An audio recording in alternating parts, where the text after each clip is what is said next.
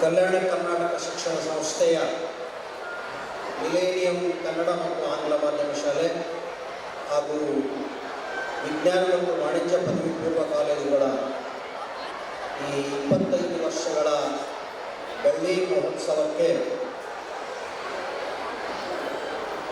ಗೌರವ ಉಪಸ್ಥಿತಿಯನ್ನು ವಹಿಸಿರುವಂತಹ Matoshri doctor Dakshayani S ಅಪ್ಪ ಅಮ್ಮವರೇ, ಹಾಗೆಯೇ ಇವತ್ತಿನ ಕಾರ್ಯಕ್ರಮಕ್ಕೆ ಉದ್ಘಾಟಕರು ಮತ್ತು ಸ್ಮರಣ ಸಂಚಿಕೆ ಬಿಡುಗಡೆಗಾಗಿ ಬಂದಿರುವಂತಹ ನಮ್ಮೆಲ್ಲರ ಹಿರಿಯರಾದಂತಹ ಶ್ರೀ ಶರಣಬಸಪ್ಪ ದರ್ಶನಾಪುರ, ಸಣ್ಣ ಕೈಗಾರಿಕೆಗಳು ಮತ್ತು ಸಾರ್ವಜನಿಕ ಉದ್ಯಮಗಳ ಸಂಪುಟ ಸಚಿವರು ಹಾಗೂ ಯಾದಗಿರಿ ಜಿಲ್ಲಾ ಉಸ್ತುವಾರಿ ಸಚಿವರು ಅವರೇ, ಹಾಗೆ ಈ ಕಾರ್ಯಕ್ರಮದಲ್ಲಿ ಉಪಸ್ಥಿತರಿರುವ ಇನ್ನೋರ್ವ ಮುಖ್ಯ ಅತಿಥಿಗಳಾದ ಶ್ರೀ ತಿಪ್ಪಣ್ಣಪ್ಪ ಕಮತ್ನೂರವರೇ, ಹಾಗೆ ಈ ಕಾರ್ಯಕ್ರಮದಲ್ಲಿ ಇನ್ನೋರ್ವ ಅತಿಥಿಗಳಾಗಿ ಆಗಮಿಸಿರುವ ಸ್ನೇಹಿತರಾದ ಶ್ರೀ ಸೋಮಶೇಖರ್ ಗೋನಾಯಕ್, ಮಾಜಿ DCC ಬ್ಯಾಂಕ್ ಅಧ್ಯಕ್ಷರೇ, ಕಲ್ಯಾಣ ಕರ್ನಾಟಕ ಶಿಕ್ಷಣ ಸಂಸ್ಥೆಯ ಅಧ್ಯಕ್ಷರು ಸ್ನೇಹಿತರು ಆದಂಥ ಶ್ರೀ MN ಪಾಟೀಲ್ ಅವರೇ, ಹಾಗೂ ಕಲ್ಯಾಣ ಕರ್ನಾಟಕ ಶಿಕ್ಷಣ ಸಂಸ್ಥೆಯ ಎಲ್ಲ ಪದಾಧಿಕಾರಿ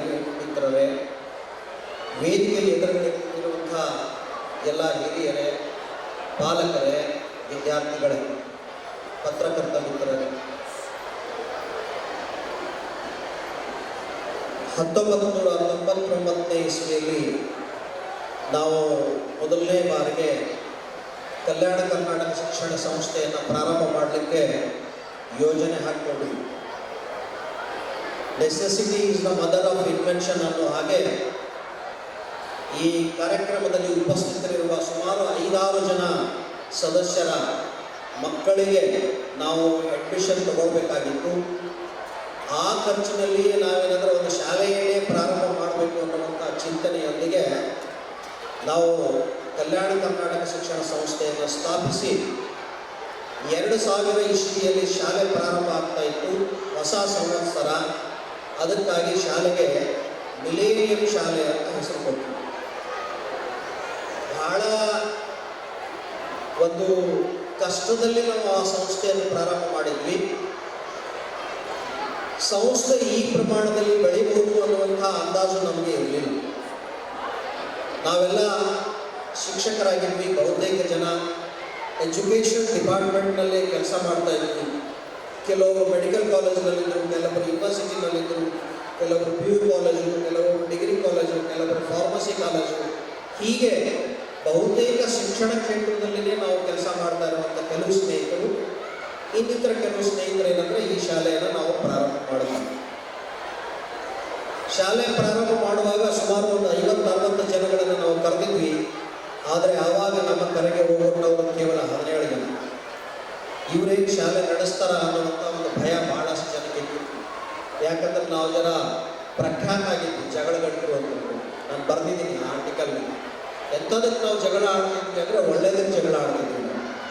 ವಿಶ್ವವಿದ್ಯಾಲಯದ ಸಮಸ್ಯೆಯನ್ನು ಪರಿಹರಿಸಲಿಕ್ಕೆ, ಗುಂಡಾಗಿರಿಯನ್ನು ನಿಲ್ಲಿಸಲಿಕ್ಕೆ ನಾವೇನಂದರೆ ಹೋರಾಟ ಮಾಡಿದ್ವಿ. ವಿದ್ಯಾರ್ಥಿಗಳ ಮೇಲೆ ಅನ್ಯಾಯ ಆದಾಗ JD ಕಚೇರಿ ಮೇಲೆ ದಾಳಿ ಮಾಡಿ ಅಲ್ಲಿ ಫಾರ್ಮ್ ಸುಟ್ಟದಕ್ಕಾಗಿ ನಮ್ಮ ಮೇಲೆ ಪೊಲೀಸ್ ಕೇಸ್ಗಳು ಸಹಿತ ಆಗಿದ್ವಿ. ಸೊ ಅಂಥ ಒಂದು ಸಂದರ್ಭದಲ್ಲಿ ಇವರೇನು 20-25 ಜನ ಸೇರಿ ಶಾಲೆ ನಡೆಸಲಿಕ್ಕಿಲ್ಲ ಅಂತ ತಿಳ್ಕೊಂಡಿದ್ರು. ಆದರೆ 25 ಜನ ಸ್ನೇಹಿತರೆಲ್ಲ ಸೇರಿ ಇವತ್ತು 25 ವರ್ಷಗಳನ್ನು ಪೂರ್ಣಗೊಳಿಸಿ ನೀವು ಎದುರುಗಡೆ ನಿಂತಿದ್ದೀವಿ. ನಿಜವಾಗಲೂ ಈ ಸಂದರ್ಭದಲ್ಲಿ ನಮಗೆ ಹೆಮ್ಮೆ ಅನಿಸುತ್ತೆ.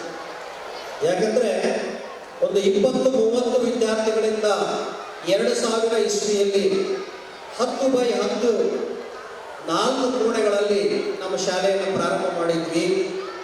ಆ 30-40 ವಿದ್ಯಾರ್ಥಿಗಳ ಸಂಖ್ಯೆ ಇವತ್ತೇನೆಂದರೆ 3000 ಆಗಿದೆ. ನಮ್ಮ 3 ಸಂಸ್ಥೆಗಳಲ್ಲಿ ಒಟ್ಟು ಇವತ್ತು 3000 ವಿದ್ಯಾರ್ಥಿಗಳು ಅಭ್ಯಾಸ ಮಾಡ್ತಾ ಇದ್ದಾರೆ. ಅಂದಾಜು 200ರಷ್ಟು ಸಿಬ್ಬಂದಿ ವರ್ಗದವರು ಕೆಲಸ ಮಾಡ್ತಾ ಇದ್ದಾರೆ. ಇದೆಲ್ಲದಕ್ಕೂ ಕಾರಣ ಏನಂದರೆ ಇಲ್ಲಿರುವಂಥ ಪಾಲಕರ ಆಶೀರ್ವಾದ. ಪಾಲಕರು ನಮ್ಮೊಂದಿಗೆ ಸಹಕಾರ ಮಾಡಿದ್ದಾರೆ. ನಾವು ಅಷ್ಟೇ ಪ್ರಾಮಾಣಿಕತೆಯಿಂದ ಈ ಸಂಸ್ಥೆಯನ್ನು ಕಟ್ಟಿದ್ದೀವಿ. ಅಷ್ಟೇ ಪ್ರಾಮಾಣಿಕತೆಯಿಂದ ನಿಮ್ಮಲ್ಲಿ ಅತ್ಯಂತ ಕಡಿಮೆ ಫೀಸ್ ತೆಗೆದುಕೊಂಡು, ಅದೆಷ್ಟು ಕಡಿಮೆ ಅಂದರೆ ಸರ್ಕಾರ ನಮಗೆ RTEಗೆ ಏನು ಕೊಡ್ತಾರೆ ಅದಕ್ಕಿಂತಲೂ ಕಡಿಮೆ ಫೀಸ್ ತೊಗೊಂಡಿದ್ದೀವಿ ನಾವು ಎಷ್ಟೋ ವರ್ಷಗಳ ಕಾಲ. ಅಷ್ಟು ಕಡಿಮೆ ಫೀಸ್ ತಗೊಂಡು ಅತ್ಯಂತ ಉತ್ಕೃಷ್ಟವಾದಂಥ ಶಿಕ್ಷಣವನ್ನು ನಾವು ಕೊಡಲಿಕ್ಕೆ ಪ್ರಯತ್ನ ಮಾಡಿದ್ದೀವಿ, ಕೊಟ್ಟಿದ್ದೀವಿ ಅಂತ ನಾನು ಯಾವ ಧೈರ್ಯದಲ್ಲಿ ಹೇಳ್ತೀನಿ ಅಂತಂದರೆ, ನಮ್ಮ SSLC ವಿದ್ಯಾರ್ಥಿಗಳು 14 ಫಲಿತಾಂಶಗಳು ಬಂದಿವೆ ಇಲ್ಲಿವರೆಗೆ.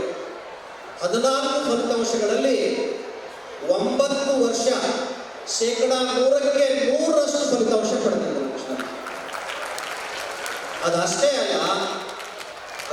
ಅಲ್ಲ, ಇಡೀ ಕಲಬುರಗಿ ಜಿಲ್ಲೆಯಲ್ಲಿಯೇ SSLC ಫಲಿತಾಂಶದಲ್ಲಿ 1 ವರ್ಷ ರಾಜ್ಯಕ್ಕೆ ಪ್ರಥಮ ರ್ಯಾಂಕ್, ದ್ವಿತೀಯ ರ್ಯಾಂಕ್, ತೃತೀಯ ರ್ಯಾಂಕ್, 4ನೇ ರ್ಯಾಂಕ್ ಪಡೆದಂಥ ಯಾವುದಾದ್ರೂ ಶಾಲೆ ಇದ್ದರೆ ಅದು ಮಿಲೇನಿಯಂ ಶಾಲೆ ಇದೆ ಅಂತ ನಾನು ಹೇಳಲಿಕ್ಕೆ ಇಷ್ಟಪಡ್ತೀನಿ. ಇವತ್ತು ನಮ್ಮ ವಿದ್ಯಾರ್ಥಿಗಳು ಜಗತ್ತಿನಾದ್ಯಂತ ಹಬ್ಬಿದ್ದಾರೆ.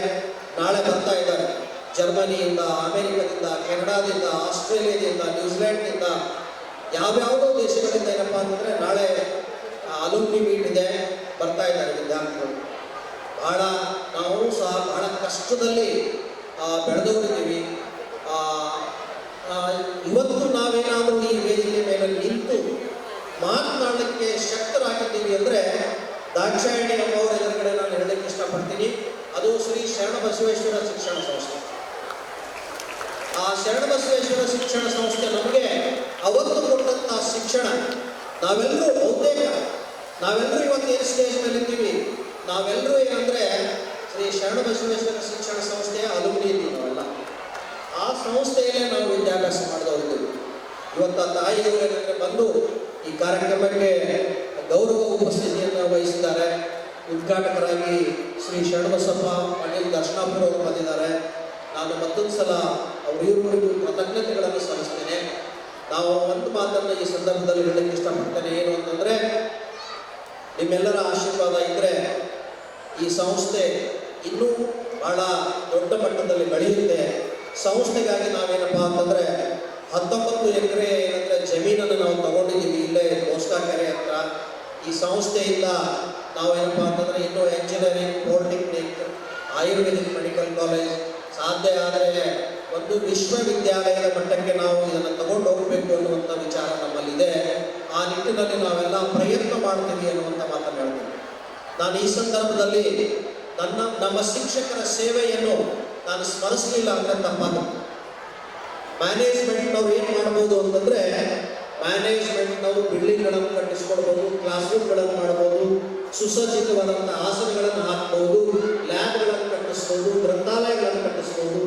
ಆದರೆ ಒಂದು ಶಾಲೆಯ ಶಕ್ತಿ ಯಾರು ಅಂತಂದರೆ, ಶಾಲೆಯ ಶಕ್ತಿ ಆ ಶಾಲೆಯಲ್ಲಿರುವಂಥ ಶಿಕ್ಷಕ. ಗುಣಮಟ್ಟದ ಅತ್ಯಂತ ಒಳ್ಳೆಯ ಗುಣಮಟ್ಟದ ಶಿಕ್ಷಕರಿದ್ದಾಗ ಮಾತ್ರ ಗುಣಮಟ್ಟದ ಶಿಕ್ಷಣ ಕೊಡಲಿಕ್ಕೆ ಸಾಧ್ಯ ಇದೆ. ನಮ್ಮ ಶಾಲೆಯಲ್ಲಿ ಸೇವೆ ಸಲ್ಲಿಸುವಂಥ ಶಿಕ್ಷಕರನ್ನು ನಾವು ಒಂದೇ ಒಂದು ಕ್ರೈಟೀರಿಯಾಗಳನ್ನು ತಗೊಳ್ತೀವಿ. ನಾವು ಧರ್ಮ ನೋಡಲ್ಲ, ಜಾತಿ ನೋಡಲ್ಲ, ಲಿಂಗ ನೋಡಲ್ಲ, ಯಾವ ಪಂಗಡದವರಿದ್ದಾರೆ, ಯಾವ ಭಾಷೆಯಿಂದ ಬಂದವರಿದ್ದಾರೆ ನೋಡೋದಿಲ್ಲ. Only one thing we observe. ನಾವೇನನ್ನು ಅಬ್ಸರ್ವ್ ಮಾಡ್ತೀವಿ ಅಂತಂದರೆ, ನಾವು ಅವರ ಗುಣಮಟ್ಟವನ್ನು ಅಬ್ಸರ್ವ್ ಮಾಡ್ತೀವಿ. ಅಂತ ಸುಮಾರು 150ಕ್ಕೂ ಹೆಚ್ಚು ಶಿಕ್ಷಕರು ಏನಂದರೆ ನಮ್ಮ ಸಂಸ್ಥೆಯಲ್ಲಿ ಸೇವೆ ಸಲ್ಲಿಸ್ತಾ ಇದ್ದಾರೆ. ನಮಗೆ ನಿಜವಾಗಲೂ ಆಸ್ತಿ ಅಂದರೆ ಯಾರು? ನಮ್ಮ ಮಕ್ಕಳು, ನಮ್ಮ ಪಾಲಕರು ಮತ್ತು ನಮ್ಮ ಶಿಕ್ಷಕರು. ಉಳಿದೆಲ್ಲ ಭೌತಿಕ ಆಸ್ತಿ ಬೇರೆ. ಭೌತಿಕ ಆಸ್ತಿ ಇದೇ ನಮ್ಮ ನಿಜವಾದಂಥ ಸಂಪತ್ತು.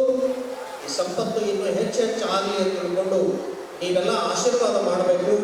ನಮ್ಮ ಸಂಸ್ಥೆ ಇನ್ನೂ ಹೆಚ್ಚಿನ ಮಟ್ಟದಲ್ಲಿ ಬೆಳೆಯುವಂತಾಗಲಿ ಅಂತ ತಿಳ್ಕೊಂಡು ಆಶಿಸ್ತಾ ನನ್ನ ಈ 2 ಮಾತುಗಳನ್ನು ಮುಗಿಸ್ತೇನೆ. ಧನ್ಯವಾದಗಳು.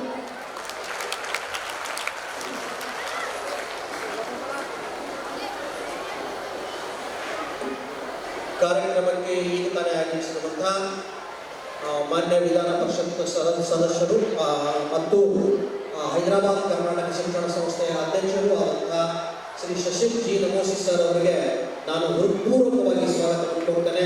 ದಯಮಾಡಿ ಚಪ್ಪಾಳೆ ತರಬೇಕು ಎಲ್ಲ ಪಾಲಕರು.